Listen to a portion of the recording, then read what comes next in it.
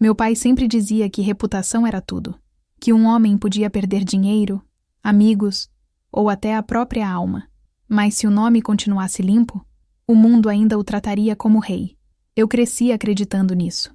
Cresci acreditando nele. Victor Monteiro, empresário milionário, dono de metade das rotas logísticas do país e de uma arrogância que cabia em qualquer terno caro. Ele era o tipo de homem que mandava, e o mundo obedecia. O tipo que fazia o garçom tremer só com o olhar e que achava que amor era fraqueza. E eu era a filha perfeita, até o dia em que descobriu que eu estava grávida. Aquela noite ainda tem cheiro de vinho derramado sobre o tapete persa, de carne mal passada e perfume caro misturado com raiva. Era um jantar de comemoração. Meu pai acabara de fechar um contrato milionário e quis exibir a vitória como quem mostra um troféu. A mansão estava lotada. Empresários, políticos, generais reformados. Minha mãe, elegante como sempre, fazia questão de parecer a anfitriã perfeita, enquanto eu, sentada à mesa com o coração acelerado, sabia que em poucos minutos tudo mudaria. Não era o momento ideal, eu sei, mas esconder a verdade teria sido covardia, e covardia era uma palavra que eu não aceitava mais na minha vida.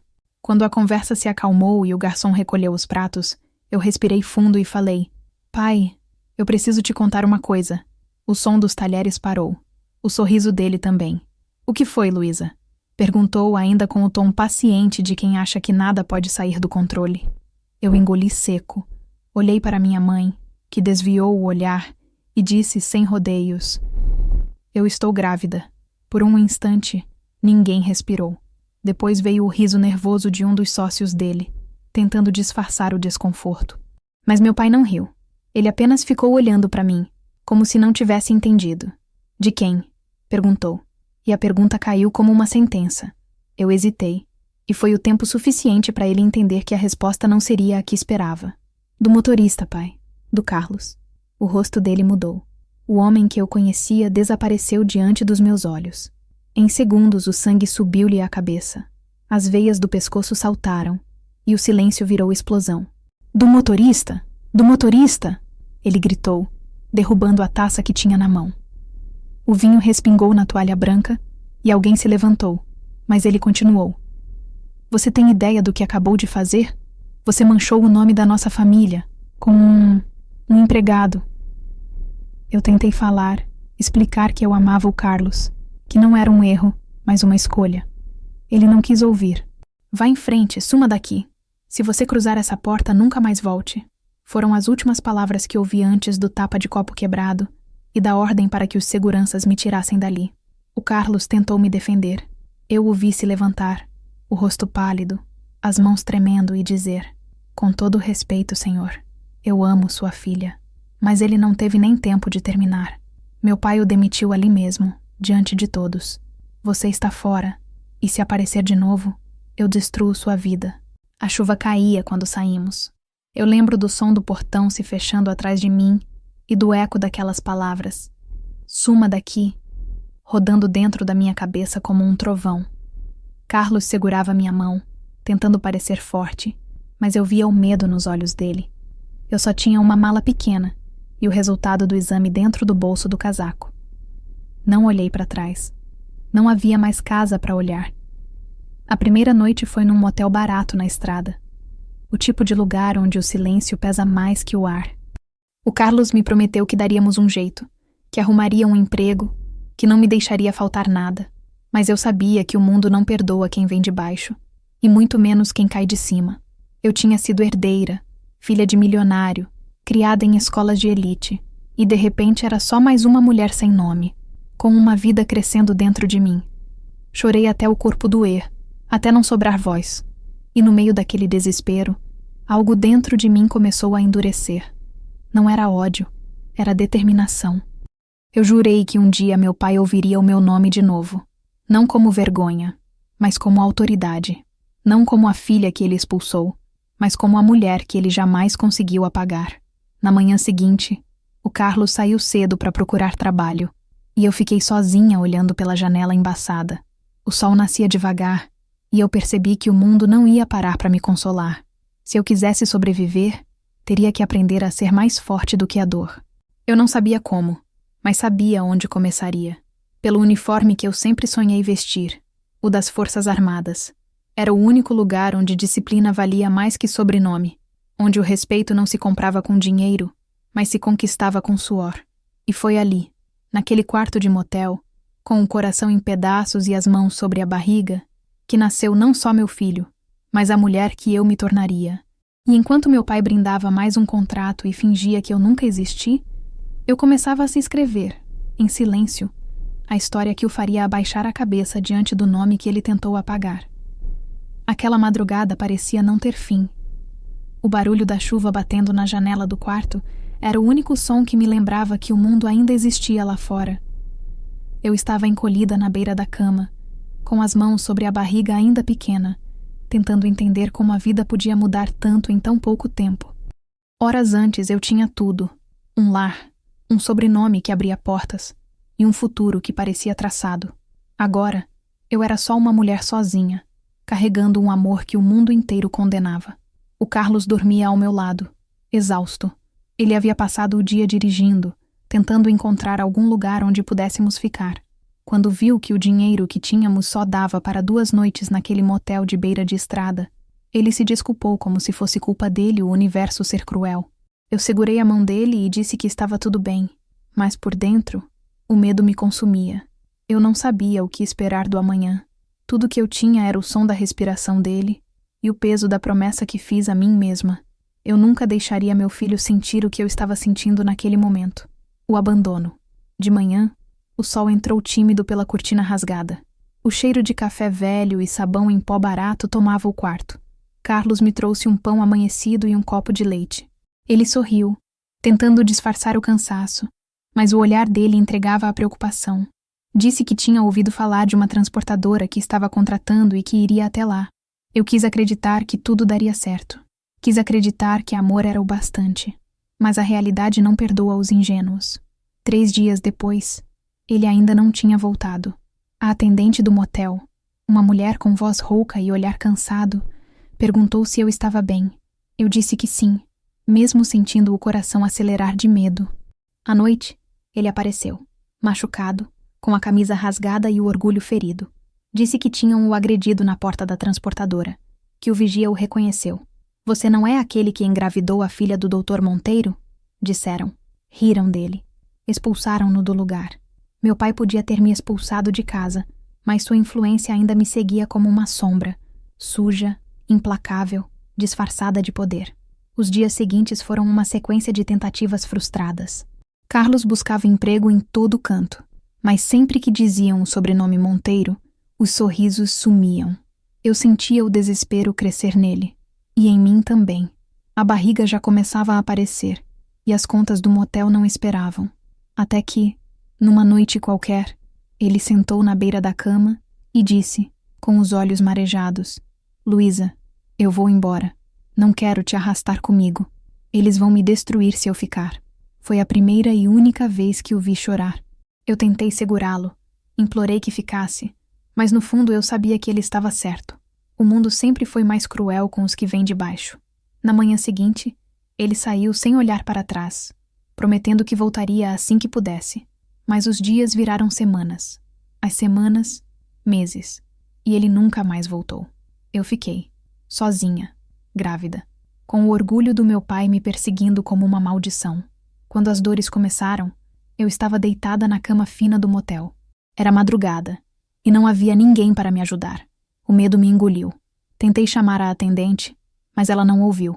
O parto aconteceu ali mesmo, no chão frio, entre soluços e respiração curta. O grito que saiu de mim não foi só de dor física. Foi um grito de vida, de renascimento. Quando ouvi o choro dele pela primeira vez, algo dentro de mim se acalmou. Eu o peguei no colo, envolto na toalha que usei para me cobrir, e senti o coração desacelerar. Ele era pequeno, frágil, mas o olhar... Aquele olhar parecia firme, como se já soubesse que tinha vindo ao mundo para desafiar o destino. "Você vai ter uma vida melhor que a minha, meu amor." Eu sussurrei. "Eu prometo." Na manhã seguinte, eu fui até a recepção com ele nos braços. A atendente me olhou com espanto. Talvez achasse que eu não sobreviveria. Me emprestou o telefone e eu liguei para o hospital público mais próximo. Uma ambulância chegou 20 minutos depois. Ninguém perguntou quem eu era, e pela primeira vez em meses, eu me senti aliviada por ser ninguém. Fiquei internada 3 dias. Foi lá, deitada numa cama cercada de mulheres com histórias tão duras quanto a minha, que percebi algo importante. O mundo não deve nada a ninguém. Se eu quisesse um futuro, teria que construir com as próprias mãos. Uma enfermeira, ao ver meu desespero, me contou sobre um programa de treinamento das Forças Armadas para mulheres em situação vulnerável. Disse que o exército estava abrindo vagas para formação técnica. Eu ouvi cada palavra como quem ouve uma profecia. Quando voltei para o motel, meu filho dormia no berço improvisado com lençóis emprestados. Peguei o folheto que a enfermeira tinha me dado e fiquei lendo até decorar cada linha. Era o começo de uma vida nova. Eu sabia que seria difícil, mas também sabia que nada do que eu havia vivido até ali seria mais duro do que ser rejeitada por quem me deu o nome. Deixei o motel numa manhã nublada. O vento trazia o cheiro de estrada molhada e cada passo parecia um adeus ao passado. Eu levava meu filho num cobertor amarrado ao peito, uma bolsa com roupas simples e o folheto dobrado no bolso. O ônibus para a capital demorou, e quando chegou, sentei perto da janela e olhei para o horizonte. Lá atrás, o casarão do meu pai devia estar silencioso, e talvez por um instante ele tivesse pensado em mim, mas eu já não era mais a filha dele. Eu era só uma mulher com um propósito. Enquanto o ônibus avançava, senti meu filho se mexer. Sorri. Ele abriu os olhos pela primeira vez, e o reflexo da luz bateu no vidro, iluminando aquele rostinho pequeno. Foi ali que percebi. Aquele choro, naquela madrugada suja de dor, tinha sido o som mais importante da minha vida, porque não foi apenas o nascimento dele, foi o meu também. Eu não sabia que os próximos anos me transformariam numa mulher que o próprio pai jamais reconheceria, que cada noite sem dormir, cada farda suada, cada treino até o corpo falhar, fariam de mim a mulher que carregaria o nome Monteiro, não como herança, mas como ameaça. E foi ali, naquele ônibus, com o som do motor misturado ao respiro do meu filho, que eu prometi a mim mesma. Um dia, ele vai ouvir o meu nome não como vergonha, mas como poder. O ônibus chegou à capital depois de 10 horas de viagem. Eu não tinha dormido 1 minuto sequer. O balanço da estrada, misturado ao choro do meu filho, fazia o tempo parecer uma eternidade. Quando desci na rodoviária, o cheiro de diesel e as vozes apressadas das pessoas me fizeram sentir pequena, invisível, mas determinada. Naquele momento, eu não era mais a filha de um homem rico, nem a garota rejeitada.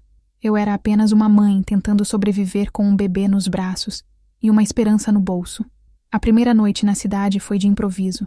Dormi num abrigo comunitário que acolhia mulheres com filhos pequenos. As camas eram duras, o barulho constante, e a sensação de vulnerabilidade me tirava o sono. Mas, paradoxalmente, eu sentia uma paz estranha. Pela primeira vez, ninguém me chamava de Senhorita Monteiro. Ninguém esperava nada de mim. E talvez fosse exatamente disso que eu precisava. Começar do zero, sem sobrenome, sem título, sem passado. 2 dias depois, peguei um ônibus para o centro de recrutamento das Forças Armadas. O prédio era antigo, de muros brancos e bandeiras tremulando ao vento. Eu ainda usava o mesmo casaco surrado da viagem, o folheto amassado dentro da bolsa. Enquanto esperava na fila, o som das botas ecoava pelos corredores. Eu olhava aquelas mulheres fardadas passando, firmes, disciplinadas, donas de uma presença que fazia o ar mudar, e pensei, eu quero ser como elas. Quando finalmente chegou minha vez, o sargento responsável pela triagem olhou meus documentos com desconfiança. Você tem filho pequeno? Perguntou. Eu confirmei. Ele respirou fundo e disse, num tom neutro, mas direto. Aqui a vida é dura. Vai ter que aguentar fome, sono, frio e saudade. E ninguém vai te poupar porque é mãe. Eu assenti. Ele me observou por um instante, talvez esperando que eu recuasse. Mas eu não recuei. Só disse, já passei por coisas piores, senhor. Fui aceita no programa de formação básica. O treinamento começava em 2 semanas. Nesse tempo, deixei meu filho num abrigo temporário conveniado ao exército. Uma creche para mães em serviço. Entregá-lo foi como arrancar um pedaço do peito. Ele chorava, e eu chorei junto, mas saí de cabeça erguida. Eu sabia que aquela separação era necessária. Um dia, ele entenderia.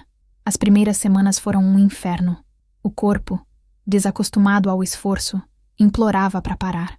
O frio da madrugada cortava como lâmina, e a poeira dos campos de instrução grudava na pele até o osso. As outras recrutas me olhavam com desconfiança. Eu era a mais velha ali, e a única que vinha de uma história que ninguém entendia completamente. Algumas cochichavam, diziam que eu não aguentaria. Outras me ignoravam, mas no silêncio das noites, quando a maioria dormia, eu ficava acordada olhando para o teto do alojamento e repetindo baixinho: "Você não pode falhar. Não depois de tudo." A primeira vez que vesti o uniforme foi quase um ritual. A farda ainda cheirava a novo, o tecido rígido, as botas pesadas. Quando me olhei no espelho do vestiário, por um segundo não me reconheci. A menina rica e rejeitada havia desaparecido. No reflexo, havia outra pessoa, alguém que aprenderia a marchar, a se defender, a suportar. O uniforme, que para os outros era apenas uma roupa de trabalho, para mim era redenção. Os meses seguintes foram de superação silenciosa. Cada obstáculo era uma lembrança do que eu havia perdido. Quando as pernas doíam durante as corridas, eu lembrava do som da voz do meu pai gritando: "Suma daqui!" Quando o frio da madrugada congelava meus ossos, eu lembrava do chão gelado do motel onde meu filho nasceu. E quando a fome apertava, eu lembrava do gosto amargo da vergonha que sentia ao ser expulsa de casa. Cada lembrança era um empurrão. Cada dor, um lembrete do porquê eu estava ali. No fim do primeiro ciclo de treinamento, vieram os testes finais. Muitos desistiram. Eu não. Passei em todos. Exausta, ferida, mas inteira.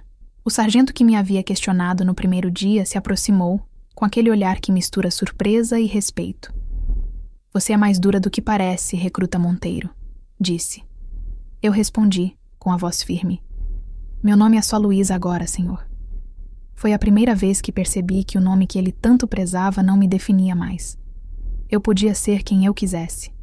Consegui uma vaga fixa na instituição, e os anos seguintes foram uma escalada constante.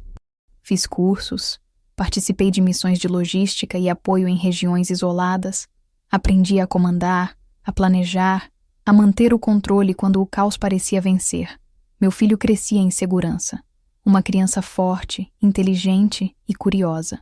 Sempre que eu tinha folga, ia buscá-lo na escola e o via correr na minha direção, gritando: "Mamãe!", com o mesmo brilho nos olhos do dia em que nasceu.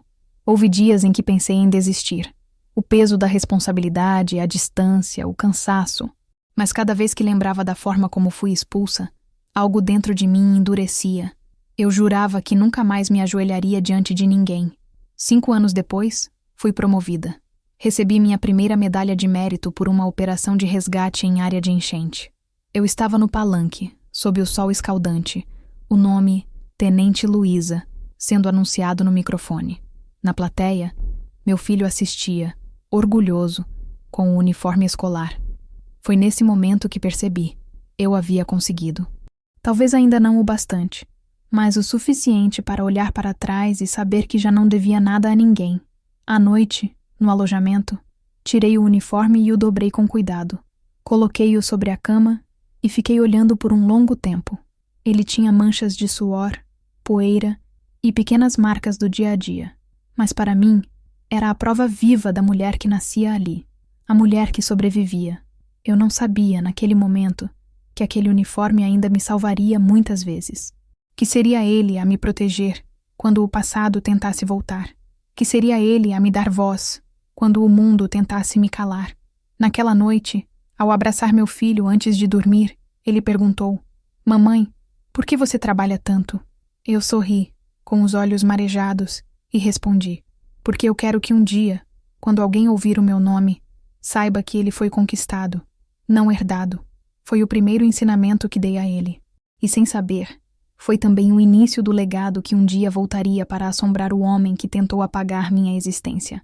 O tempo tem uma forma curiosa de se arrastar e correr ao mesmo tempo.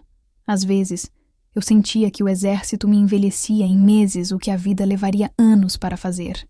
Outras vezes, parecia que tudo passava rápido demais, que as noites de vigília, as missões, os treinos e as despedidas se misturavam até virarem uma só lembrança. O que permanecia, porém, Era o mesmo silêncio que me acompanhava desde o dia em que fui expulsa de casa. Um silêncio que aprendi a preencher, escrevendo. Comecei a escrever cartas pouco depois da minha primeira promoção.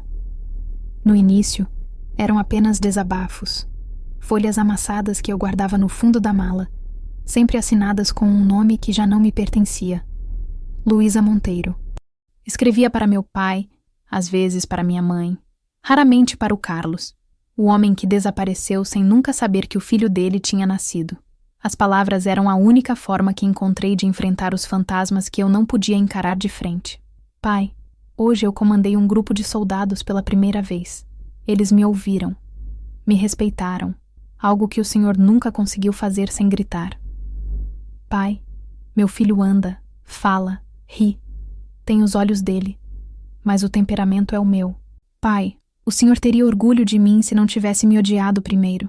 Eu nunca enviava nenhuma delas. Rasgava algumas, queimava outras, guardava poucas. Era um ritual silencioso, uma maneira de conversar com alguém que existia apenas na minha memória, não mais na minha vida. Com o tempo, percebi que aquelas cartas não eram sobre ele, eram sobre mim, sobre a mulher que eu estava me tornando, sobre a necessidade de lembrar que ainda existia uma parte minha que sentia, mesmo depois de tudo. Meu filho, que agora tinha 7 anos, às vezes me via escrevendo e perguntava: "É uma carta para quem, mamãe?" Eu respondia que era para ninguém, mas na verdade era para todos. Para ele, para mim, para o passado. Os anos se passaram, e com eles vieram novas responsabilidades. Eu me tornei instrutora, depois coordenadora, e finalmente fui designada para uma base no interior, responsável por treinar um novo grupo de recrutas. Era uma rotina rígida, cansativa, mas cada ordem que eu dava, cada obstáculo que superava, era mais uma camada do escudo que construía ao redor do coração. Ainda assim, havia dias em que o escudo rachava. Certa noite, enquanto revisava relatórios na minha mesa, encontrei um jornal dobrado no refeitório. A manchete falava sobre o novo investimento da Monteiro Logística, o império do meu pai. Havia uma foto dele sorrindo ao lado de empresários e políticos, o mesmo sorriso ensaiado que eu via desde criança. Debaixo da imagem, uma frase: Victor Monteiro, exemplo de sucesso e de valores familiares. Eu ri. Baixo, amargo, sem humor. Valores familiares. Aquilo me soou como uma piada cruel. Fechei o jornal e guardei numa gaveta. Achei que conseguiria ignorar, mas à noite, sozinha no alojamento, voltei a pensar nele. Em como provavelmente vivia cercado de gente que o aplaudia, como se ele não tivesse um esqueleto trancado no porão, e esse esqueleto era eu. Na manhã seguinte, escrevi outra carta, a mais longa que já fiz. Pai, o senhor venceu. Venceu na fortuna, na influência, na aparência. Mas o senhor perdeu algo que nenhum dinheiro pode comprar: o direito de ser lembrado sem vergonha. Eu não sei se algum dia terei coragem de enviar esta carta, mas se um dia o fizer, não será para pedir perdão. Será para devolver o nome que o senhor tentou me tirar. Dessa vez, eu não a rasguei. Guardei-a dentro de uma pasta vermelha, junto com meus documentos e medalhas. Os anos seguintes foram os mais intensos da minha carreira. Missões internacionais, operações conjuntas, promoções sucessivas. Cada novo cargo era uma lembrança de que eu estava escrevendo minha história com as próprias mãos. Mas por mais alto que eu subisse, havia uma parte de mim que continuava olhando para trás. Meu filho crescia rápido. Já com 12 anos, demonstrava o mesmo senso de justiça que sempre me moveu. Um dia, ao ver uma injustiça entre os colegas, defendeu um garoto menor e acabou suspenso da escola. Quando fui chamada para conversar com o diretor, ouvi o relato e quase chorei de orgulho. Naquele momento, percebi que ele era o reflexo do que eu lutei para ser. Alguém que não se curva diante do poder, mesmo que isso custe caro. Certa noite, ele me perguntou sobre o avô. Por que nunca falamos dele, mãe? Fiquei em silêncio. Eu poderia dizer que ele estava morto. Seria mais fácil. Mas a verdade era que ele estava vivo, apenas morto para mim. Porque nem todo laço de sangue merece ser lembrado, respondi. Ele assentiu, sem questionar. Talvez tivesse entendido. Quando completei 16 anos de serviço, recebi uma carta oficial. Seria promovida a major. Fui tomada por um misto de emoção e alívio. Na cerimônia, vi o rosto do meu filho na plateia, já adolescente, com o olhar firme e orgulhoso. Ele não sabia, mas aquele momento era também dele. Cada medalha que eu conquistava era uma forma de garantir o futuro que eu prometi na noite em que ele nasceu. Naquela mesma noite, sentei na minha mesa, tirei uma folha nova e escrevi mais uma carta. Pai, hoje fui promovida, não por influência, nem por sobrenome, por mérito, por disciplina, por não ter desistido quando o Senhor mandou que eu sumisse. O Senhor disse que eu mancharia seu nome. Pois bem, hoje esse nome brilha no meu uniforme, só que não por sua causa. Dobrei a carta com cuidado e a guardei junto das outras. Aquela caixa começou a virar uma espécie de cápsula do tempo, um arquivo de tudo o que eu queria dizer e nunca disse. Às vezes, nas madrugadas frias da base, eu a abria e relia algumas delas, só para lembrar o caminho percorrido. Não havia raiva, apenas uma espécie de calma amarga, o tipo de serenidade que vem quando você entende que o passado não precisa ser vingado para ser superado. Mas o destino tem uma forma curiosa de testar o quanto realmente superamos algo. Um dia, durante uma inspeção de rotina, fui chamada à sala do comandante. Achei que fosse algo técnico, um relatório, uma nova designação.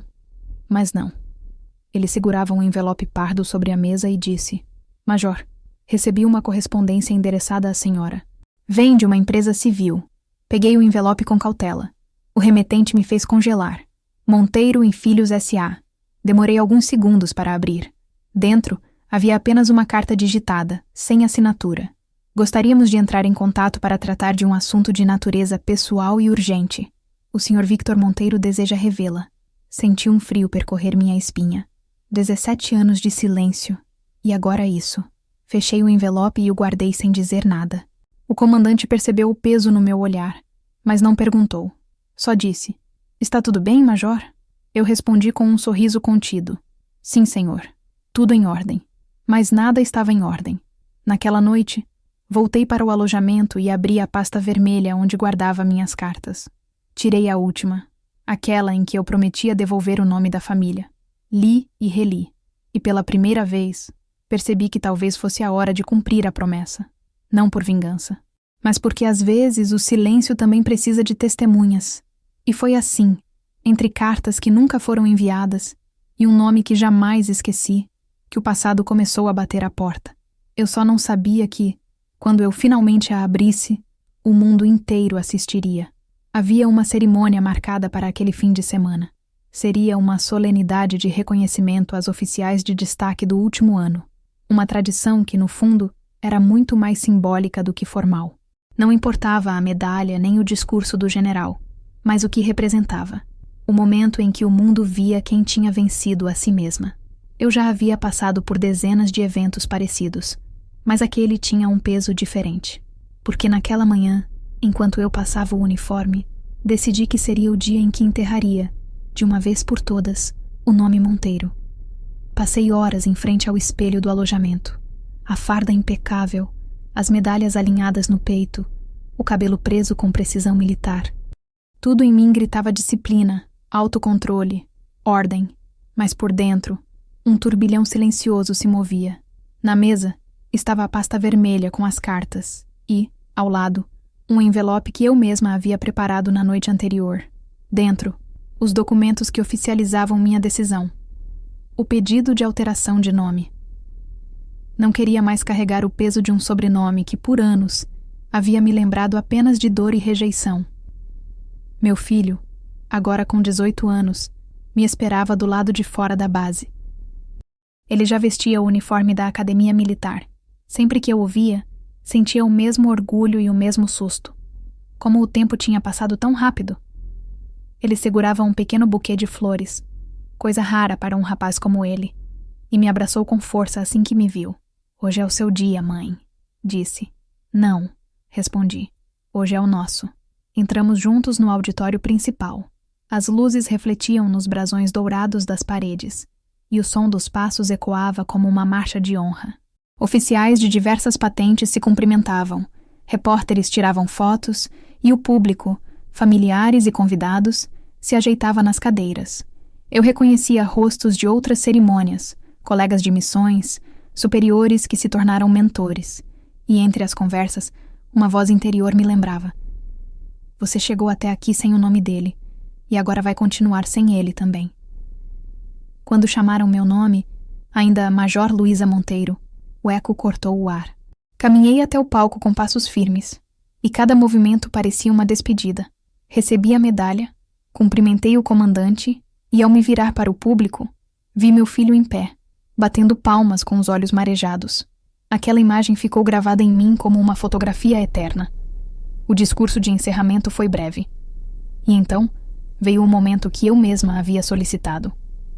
Uma fala de agradecimento das homenageadas. Quando chegou minha vez, caminhei até o microfone, segurei o papel com o discurso oficial e o dobrei. Eu não ia ler. Senhoras e senhores, superiores, companheiros de farda, comecei, com a voz firme. Hoje é um dia especial, não apenas porque simboliza uma conquista profissional, mas porque marca o fim de uma história que começou com dor.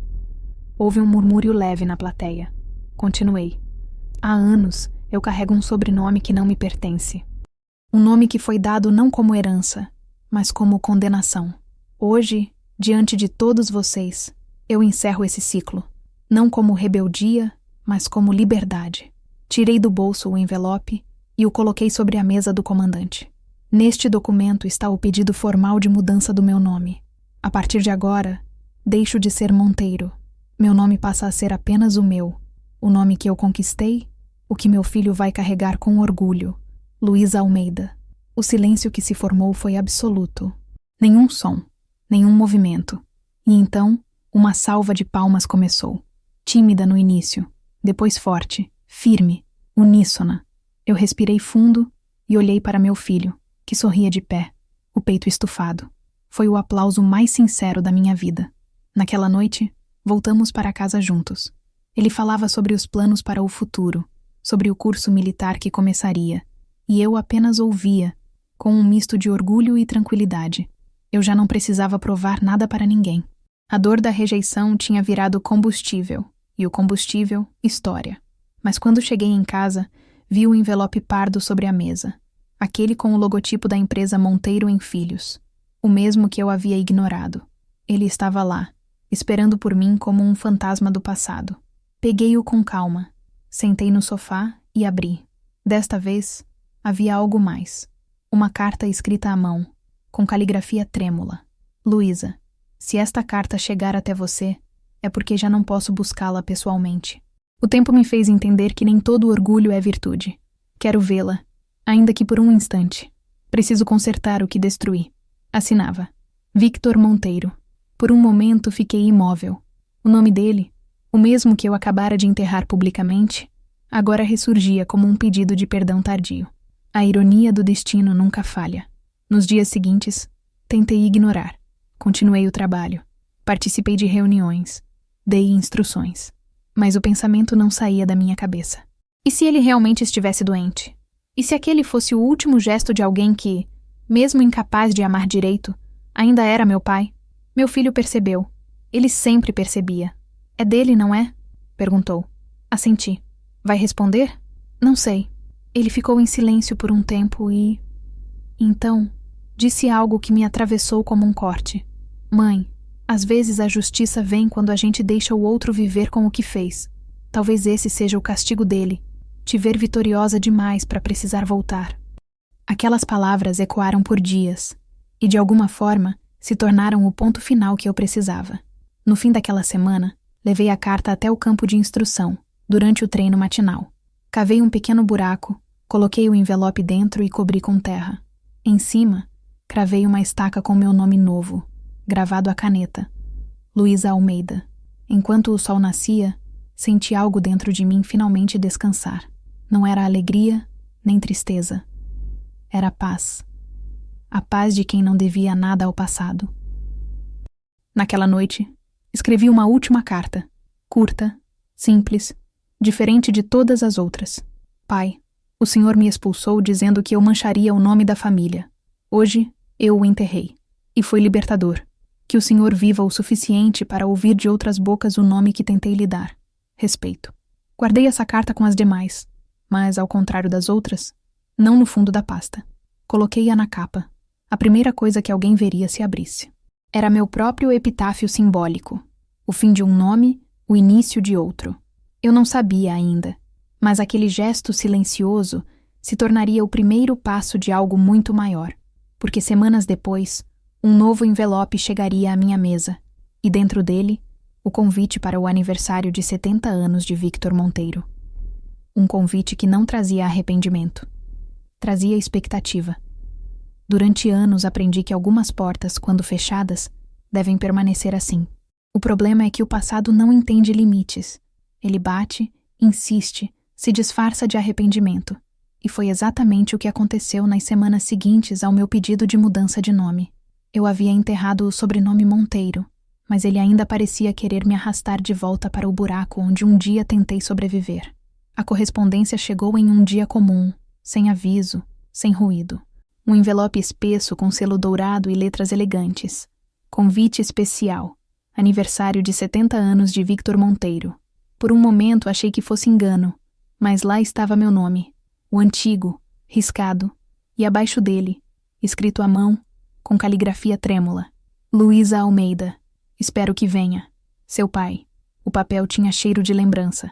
Era o mesmo tipo de papel caro que ele usava nos convites dos jantares de gala quando eu era criança. Eu conseguia imaginar tudo. O salão iluminado, os políticos, os empresários, as risadas ensaiadas, minha mãe sorrindo sem alma. E no centro de tudo, meu pai, o homem que me expulsou grávida e agora tentava reconstruir sua imagem pública, talvez me incluindo no cenário como prova de redenção. Coloquei o convite sobre a mesa e fiquei olhando para ele por longos minutos. O nome dele parecia me observar de volta, como se fosse vivo. Senti raiva, não por ter sido lembrada, mas por saber que ele ainda acreditava poder me convocar, como fazia quando eu era adolescente, e tudo nele significava poder.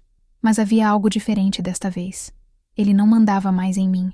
No dia seguinte, fui para o trabalho como se nada tivesse acontecido. Passei a manhã revisando relatórios, coordenando o treino dos cadetes e assinando documentos. Mas o envelope ainda estava na minha mente. Era impossível ignorar.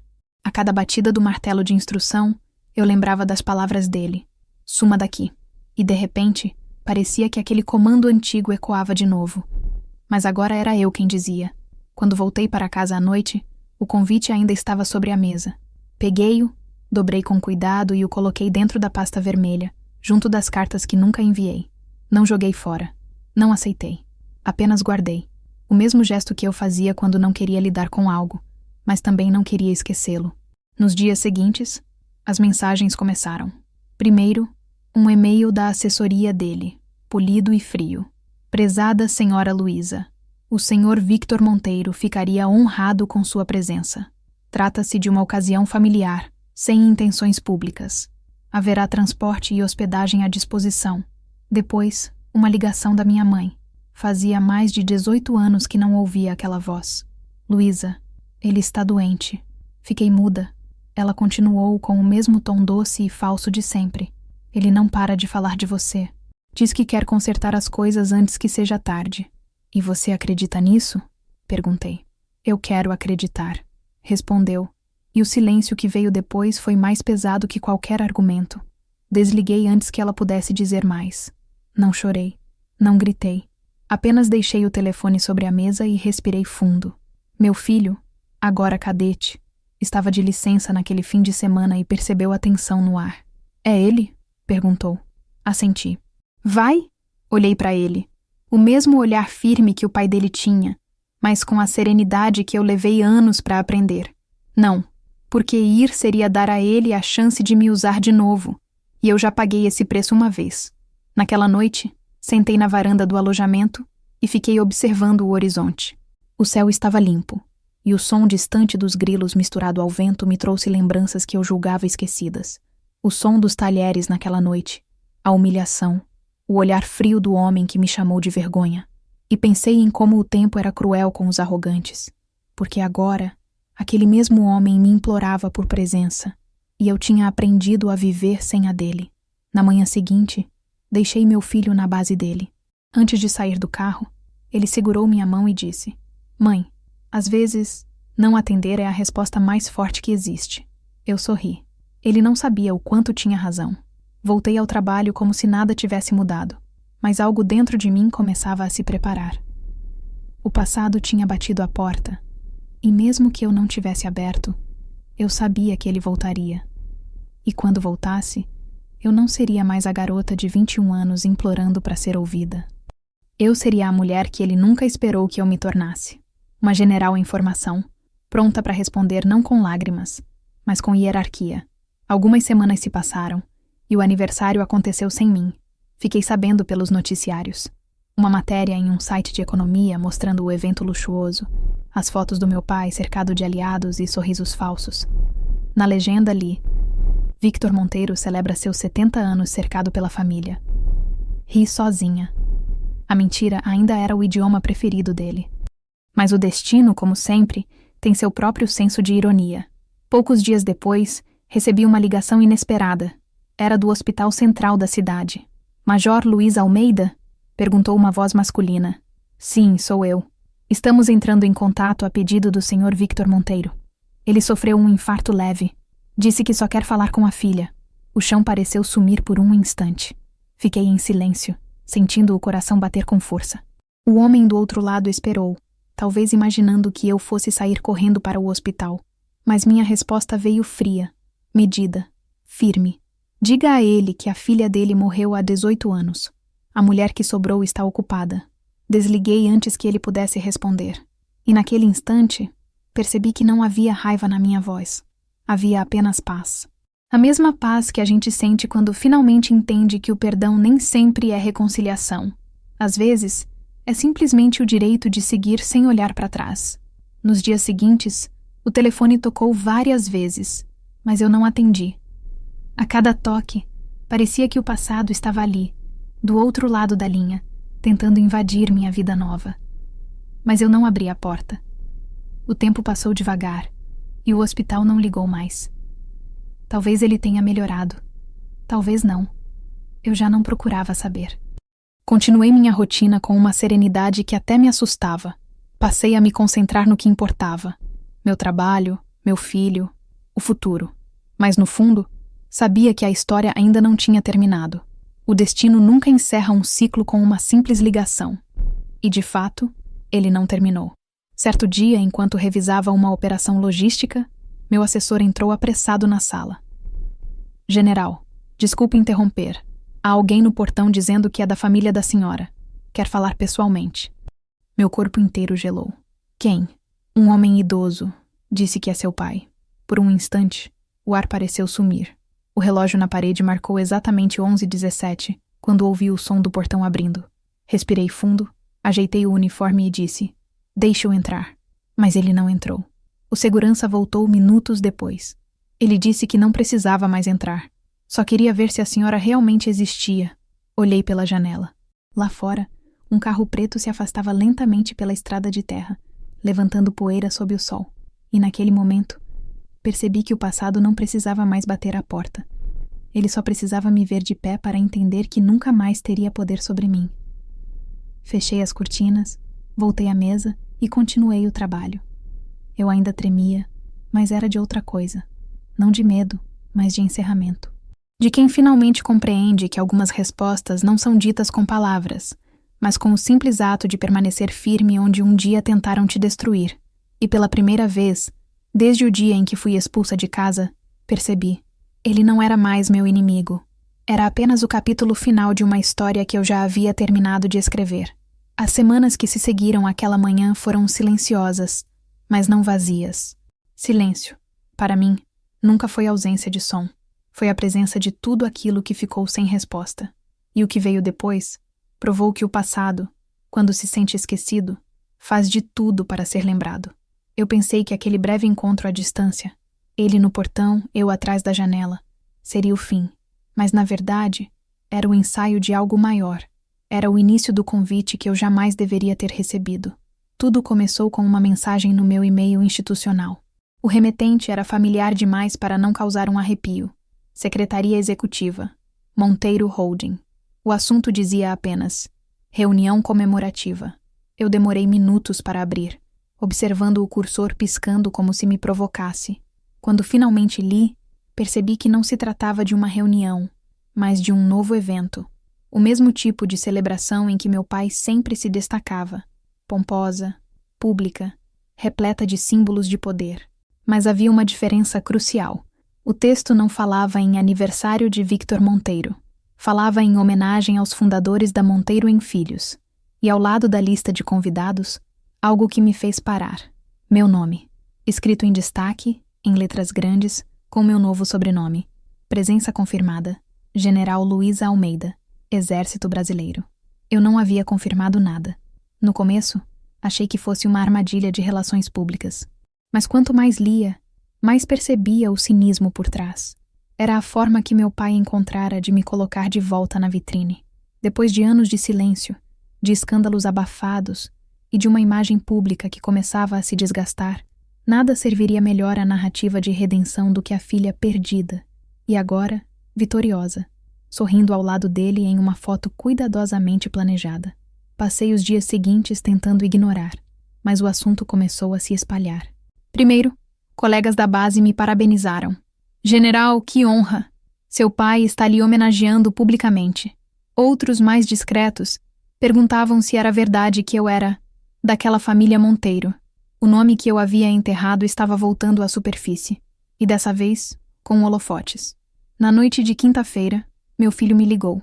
A voz dele tinha um tom que misturava surpresa e indignação. Mãe, você viu? Está em todos os sites de economia. Eles divulgaram uma lista oficial. Seu nome está lá. Eu vi. E vai? Não. Mas parece que eles querem que o país inteiro ache que eu vou. Do outro lado da linha, ele suspirou. Eles não vão parar, mãe. Eu sei. Mas agora eu também não. No dia seguinte, recebi um telefonema que mudaria tudo. Era de uma jornalista que eu conhecia de missões conjuntas. General Almeida, confirmo sua presença na homenagem ao Sr. Monteiro. Gostaria de agendar uma breve entrevista antes do evento. Quem te deu essa informação? O próprio Departamento de Comunicação da Monteiro Holding. Disseram que a senhora seria a convidada de honra. Convidada de honra. A expressão me fez rir sozinha. A mulher que um dia foi expulsa de casa grávida, agora seria o troféu de reconciliação pública. Era tão previsível que chegava a ser patético.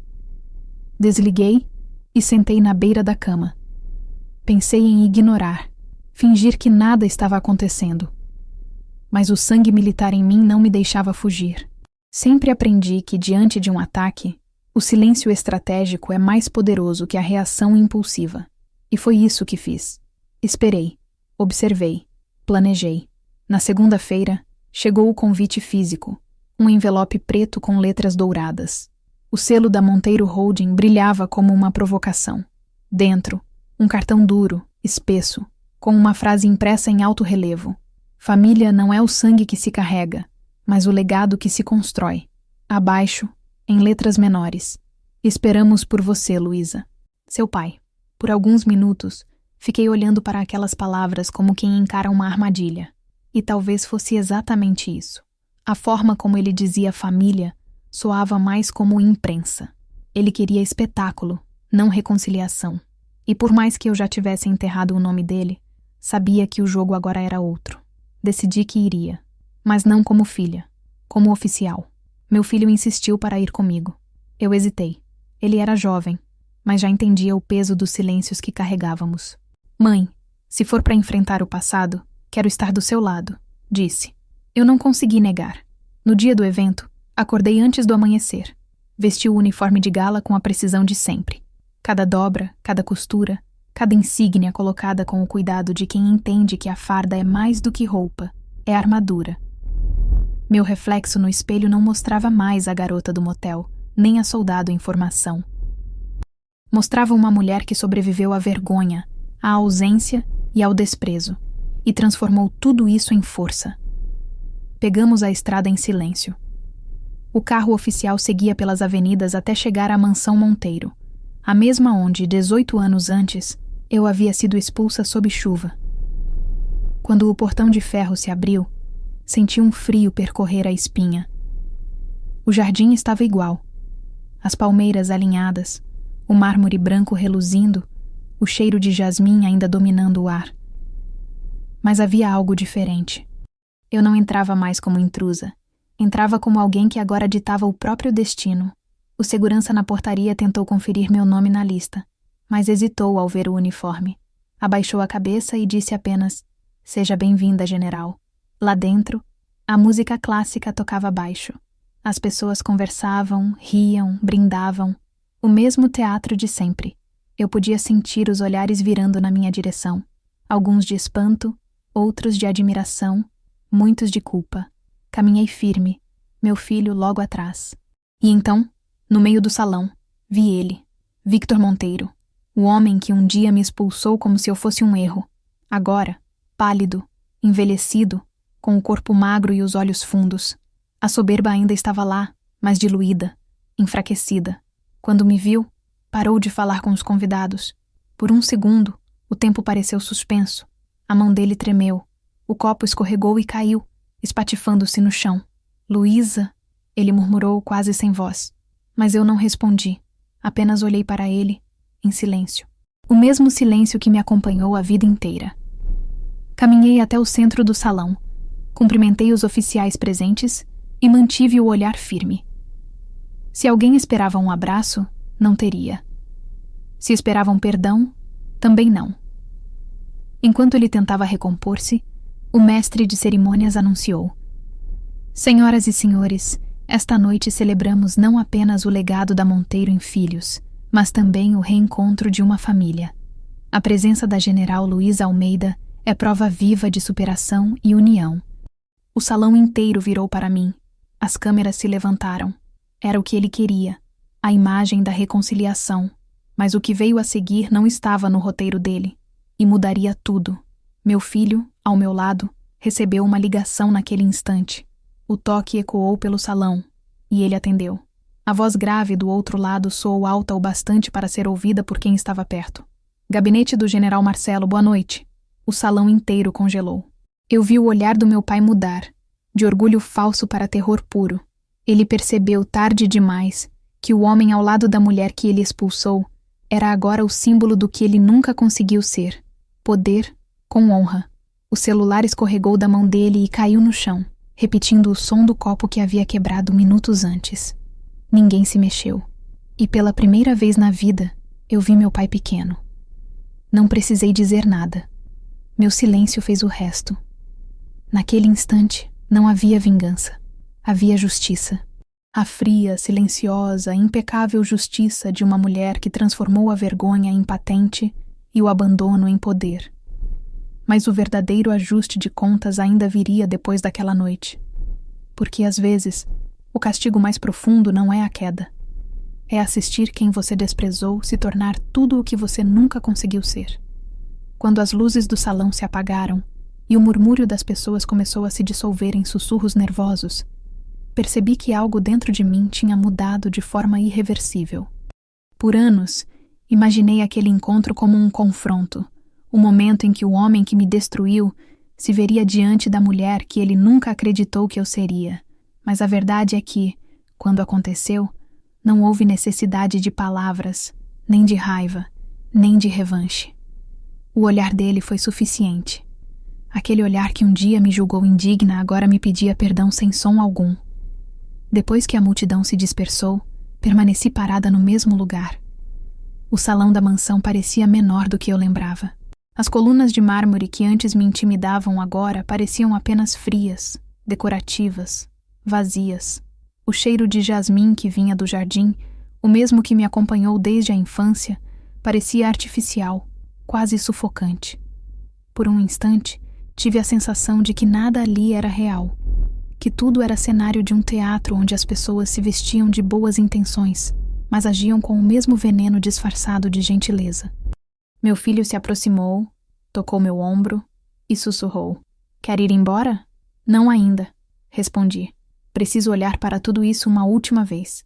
Enquanto ele conversava discretamente com outros oficiais, eu caminhei pelos corredores. Cada passo era uma memória. Algumas doces, outras amargas. A escada principal, onde eu costumava sentar e ouvir minha mãe tocar piano nas tardes de domingo. O corredor dos retratos, onde o rosto do meu pai aparecia repetidas vezes ao longo das décadas. sempre cercado de troféus e autoridades. E, mais ao fundo, a porta dupla da sala de jantar. Foi ali, 18 anos antes, que ele me mandou embora. Abri a porta devagar. A sala estava vazia, exceto por um funcionário recolhendo as taças quebradas. Ele me olhou com respeito, reconhecendo o uniforme, e saiu sem dizer nada. Fiquei sozinha. A mesa era a mesma. As cadeiras, o mesmo conjunto antigo de jacarandá. Caminhei até o lugar onde eu costumava sentar e passei a mão pela madeira. Ainda havia pequenas marcas, cicatrizes deixadas pelo tempo e pelos talheres apressados dos jantares de família. Fechei os olhos e me vi ali, com 21 anos, o rosto molhado de lágrimas, ouvindo a frase que moldou toda a minha vida. Vá em frente, suma daqui. Abri os olhos. O eco dessas palavras ainda morava nas paredes. Mas algo estava diferente.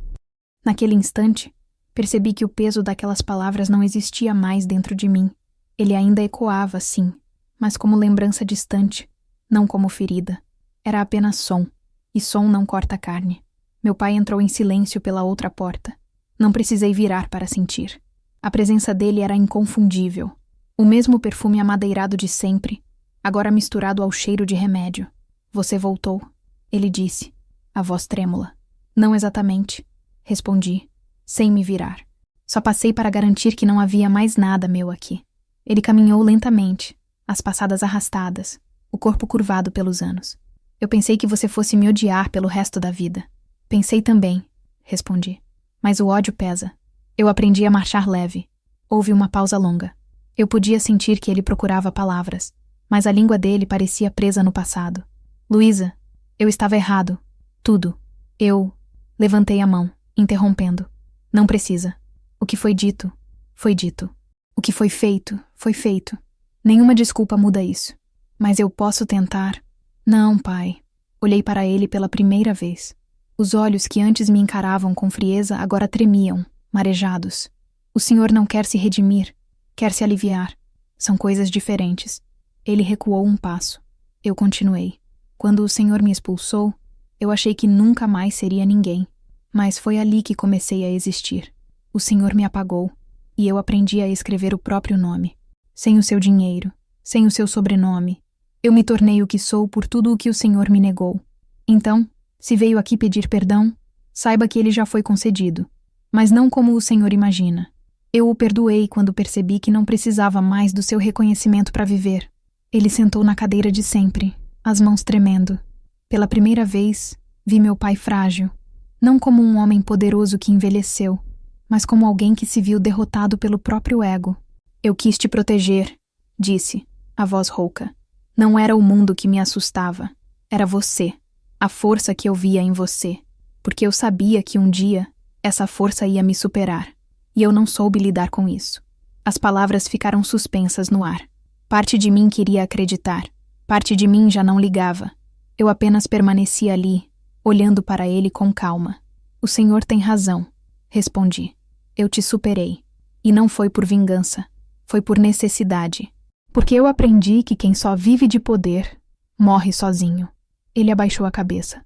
O som de sua respiração pesada encheu o silêncio. Por um momento, pensei em ir até ele. Talvez segurá-lo. Mas havia uma linha invisível entre nós. A mesma que ele traçou quando me expulsou. E atravessá-la agora seria como apagar todo o caminho que percorri. Luísa. Ele chamou, quase num sussurro. Você ainda é minha filha? A pergunta ficou pairando no ar, mais pesada do que qualquer outra. Eu poderia ter dito não. Poderia ter dito sim. Mas escolhi o caminho que aprendi a seguir. O do silêncio. Respirei fundo e, sem responder, caminhei até a porta. Antes de sair, olhei para trás. Ele estava debruçado sobre a mesa, a cabeça apoiada nas mãos. Um homem sozinho em meio ao império que construiu. Por um segundo, senti pena, mas logo entendi que pena também é uma forma de prisão. E eu já havia sido prisioneira demais. Saí da sala e encontrei meu filho esperando no corredor. Ele me olhou com um misto de preocupação e respeito. Terminou? Perguntou. Terminou? Respondi. Caminhamos juntos até a saída. O som das nossas botas ecoava sobre o mármore. Um som firme, sincronizado, que parecia dizer tudo o que eu não precisei dizer. Quando chegamos ao portão, olhei para trás pela última vez. A mansão ainda estava imponente, mas agora parecia apenas uma casa grande, velha e triste. Não era mais o castelo que me expulsou. Era apenas o túmulo simbólico de um nome que eu já tinha enterrado. Ao sair, o vento da noite bateu no meu rosto com força. Era como se o ar fresco do lado de fora dissesse: agora é só você. E eu entendi que sim, era só eu. Eu e o futuro que escolhi construir. No caminho de volta, meu filho permaneceu em silêncio por um tempo. Depois disse: eu vi o jeito que ele te olhou, mãe. Como alguém que sabe que perdeu. Ele não perdeu, respondi. Ele apenas aprendeu tarde demais o que significa amar de verdade. E o preço do atraso é não poder voltar. Ele assentiu e virou o rosto para a janela. A estrada seguia escura, mas eu sabia que pela primeira vez eu não estava fugindo dela. Na manhã seguinte, acordei leve. Fui até a varanda e fiquei observando o sol nascer sobre o quartel. O brilho dourado iluminava os telhados, e o som distante do toque de alvorada me trouxe uma sensação estranha de começo. Percebi que a vida tem um jeito curioso de fechar ciclos sem avisar. Às vezes, o fim não é uma explosão, mas um simples amanhecer tranquilo. E naquele amanhecer, eu entendi que o passado finalmente tinha ficado onde pertencia, atrás de mim. Mas ainda havia um último movimento do destino, algo que eu não esperava. Uma revelação que viria de onde menos imaginava, e ela chegaria em forma de uma carta, escrita por mãos trêmulas, com um selo dourado familiar. 3 semanas depois daquela noite, eu pensei que tudo tivesse finalmente se aquietado. O encontro, o silêncio, o adeus não dito. Tudo parecia ter encontrado seu lugar. Eu voltei à rotina da base, como sempre. Missões, relatórios, exercícios. E pela primeira vez em muitos anos, dormia sem sonhos. O passado, por mais teimoso que fosse, havia perdido força. Eu acreditava que nada mais viria dele. Até que o telefone tocou. Era uma manhã comum, e o sol entrava pelas persianas do meu escritório no quartel. Eu estava revisando documentos quando o toque insistente quebrou o silêncio. Olhei o identificador de chamadas. Um número desconhecido, mas com o mesmo prefixo da cidade onde meu pai morava. Meu corpo inteiro ficou tenso. Não atendi na primeira vez, nem na segunda. Mas na terceira, respirei fundo e peguei o telefone. Alô? Disse, tentando soar indiferente. Do outro lado, uma voz hesitante respondeu. General Almeida? Aqui é da Clínica Monteiro. Aquela palavra, clínica, soou como uma lâmina. O que houve? Perguntei, já sabendo a resposta. O Sr. Victor Monteiro foi internado novamente. Ele pediu, especificamente, para falar com a senhora. Disse que precisava ouvir sua voz. Fiquei muda por alguns segundos. O funcionário esperou, respeitoso, talvez acostumado com o silêncio que segue notícias desse tipo. Ele está bem? Perguntei num tom que me surpreendeu. Houve uma recaída. Ele está consciente, mas fraco. Desliguei sem promessas. Fiquei parada, olhando para o nada. O coração batia pesado, não por amor ou dor, mas por memória. Havia uma parte de mim que queria ignorar, deixar o tempo cuidar. Mas outra parte, a que aprendeu a encarar feridas de frente, sabia que talvez aquele fosse o último capítulo. Decidi ir. Peguei o carro de serviço e dirigi sozinha. A estrada parecia interminável, cortando campos e pequenas cidades, como se cada quilômetro me obrigasse a revisitar um fragmento da minha própria história. O rosto do meu pai quando me expulsou, o chão frio do motel, o primeiro choro do meu filho, as cartas nunca enviadas, o momento em que ele me viu no salão e o copo caiu de suas mãos. Tudo voltava, mas sem dor. Como se o tempo tivesse passado um pano sobre cada lembrança, deixando apenas o contorno do que fui. Quando cheguei à clínica, o segurança me reconheceu imediatamente.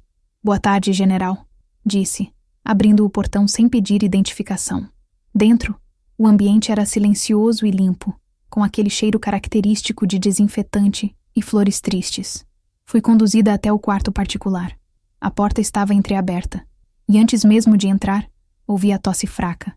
Ele estava ali, sentado, encostado em travesseiros altos, mais magro, o rosto pálido e o olhar cansado. Quando me viu, tentou sorrir, mas a expressão se perdeu no meio do esforço. Eu achei que você não viria, murmurou. Também achei, respondi, e fechei a porta atrás de mim. Fiquei de pé, a poucos passos da cama. Ele parecia menor, quase irreconhecível. Aquele homem que um dia dominava salas inteiras com uma só palavra, agora tremia só de tentar ajeitar o cobertor. Por um instante, senti pena.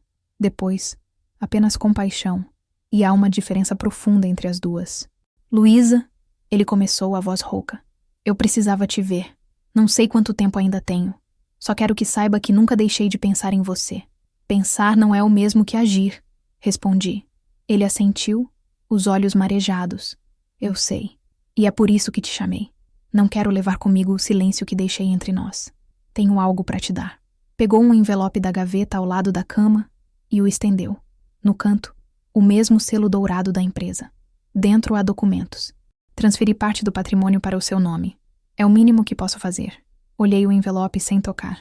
Dinheiro não paga o que foi quebrado. Não é dinheiro, insistiu. É reconhecimento. Aquela frase me fez rir. Um riso curto, sem alegria. Reconhecimento?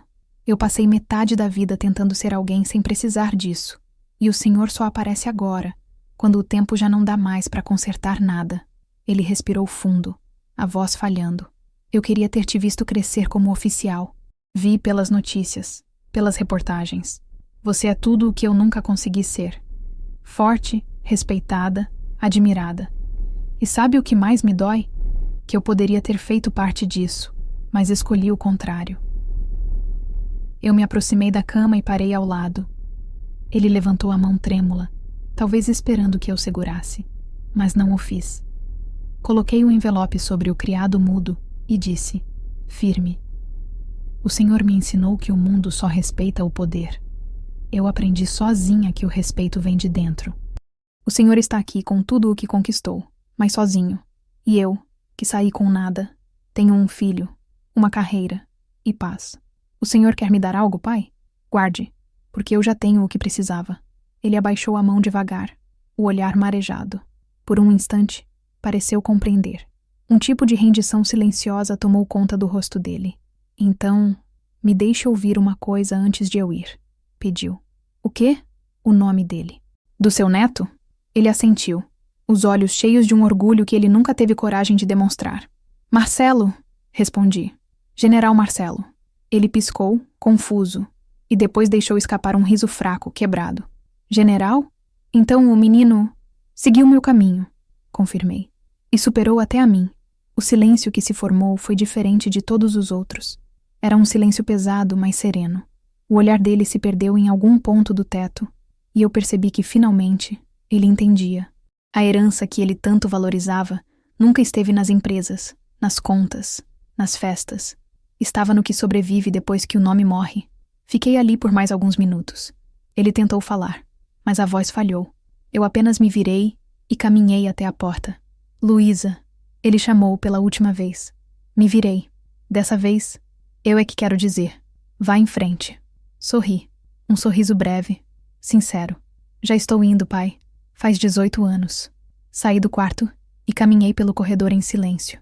O som das botas no piso branco ecoava baixo. Quando cheguei à recepção, o telefone da clínica tocou. A recepcionista atendeu, e a frase que ouvi congelou o ar por um instante. Gabinete da General Marcelo. Bom dia. Ela estava passando a ligação para mim. Sorri, compreendendo o símbolo que o destino acabava de desenhar. Peguei o telefone. Filho? Disse. Do outro lado, a voz firme dele respondeu. Mãe, recebi sua mensagem. A senhora está bem? Estou. Só encerrei uma história antiga. Entendido. Missão cumprida? Missão cumprida. Desliguei. Na saída, o vento da tarde balançava as bandeiras na fachada da clínica. Pela primeira vez, senti que aquele ciclo estava completo. O nome Monteiro ficaria ali, naquele prédio, naquele envelope, naquela cama.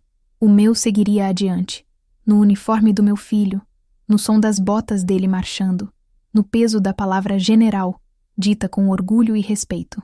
Enquanto entrava no carro e ajeitava o espelho, vi meu reflexo, o rosto cansado, mas em paz. Nenhuma lágrima, nenhum rancor. Apenas o silêncio de quem venceu sem precisar destruir. O telefone tocou mais uma vez. Mensagem dele. Operação concluída, mãe. O céu está limpo. Sorri. O céu, enfim, estava limpo mesmo. E eu, pela primeira vez, também estava. O dia amanheceu sem pressa. Como se o mundo soubesse que aquela manhã não era apenas mais uma. Era o fim de algo que durou quase metade da minha vida. E o começo de tudo o que viria depois. O ar estava frio, limpo, e o céu tinha aquele tom de azul que parece impossível de ser descrito, como se fosse uma cor inventada só para dias de redenção.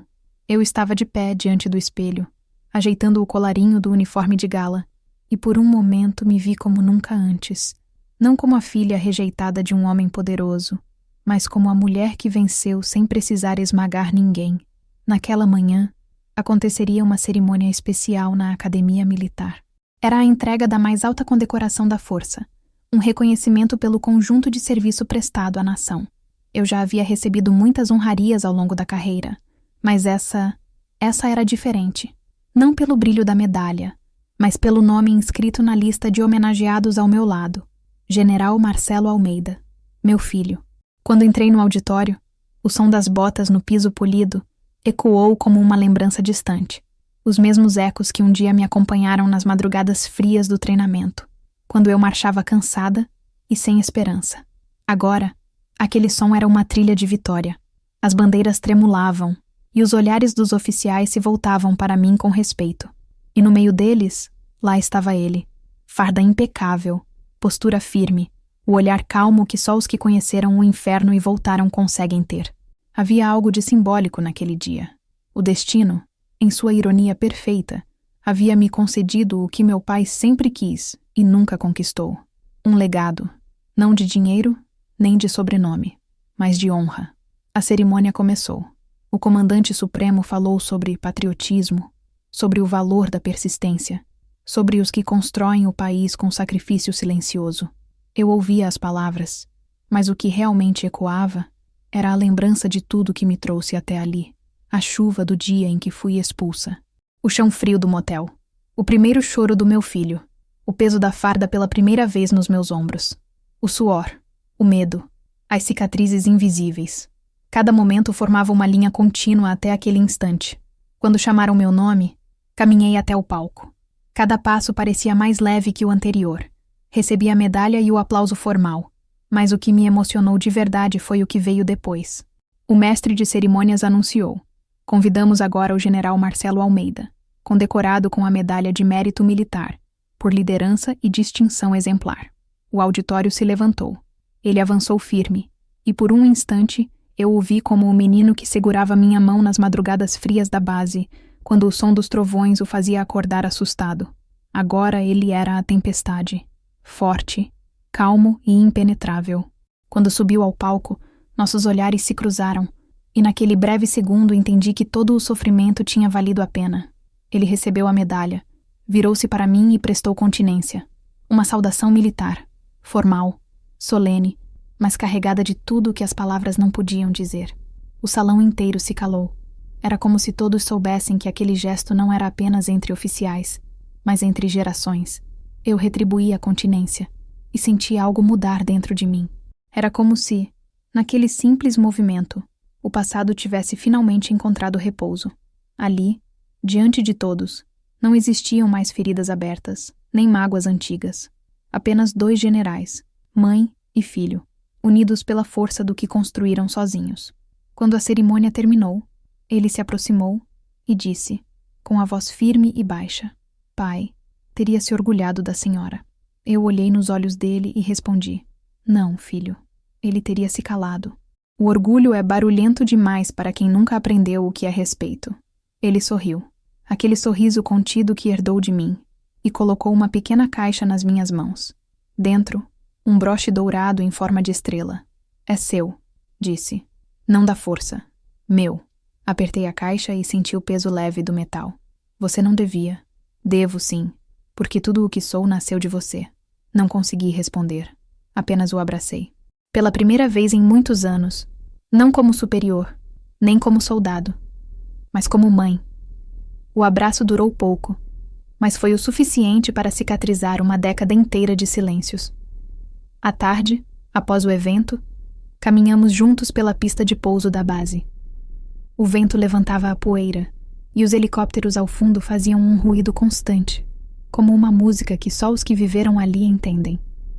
Ele olhou para o horizonte e disse: "Pensei em visitá-lo." "Seu avô?" Ele assentiu.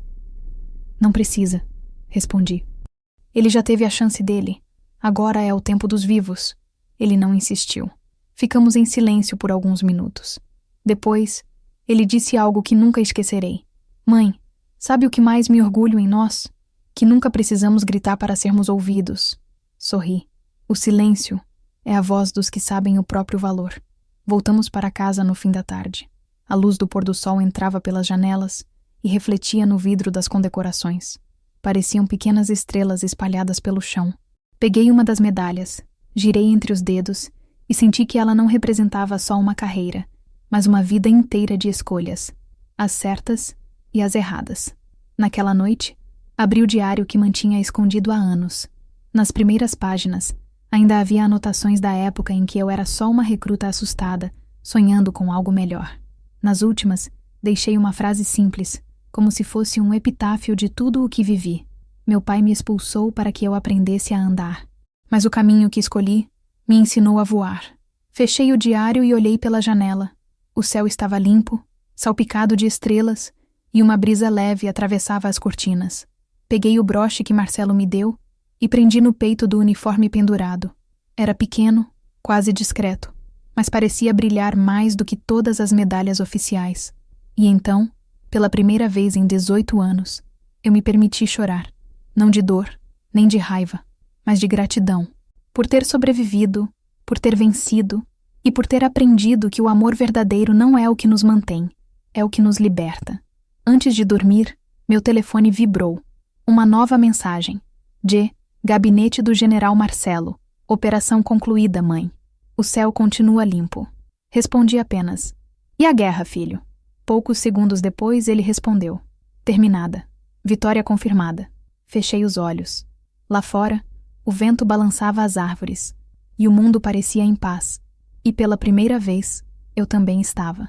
Porque no fim, a maior batalha que uma mulher pode vencer não é contra o inimigo, é contra o destino que tentaram impor a ela. E eu venci.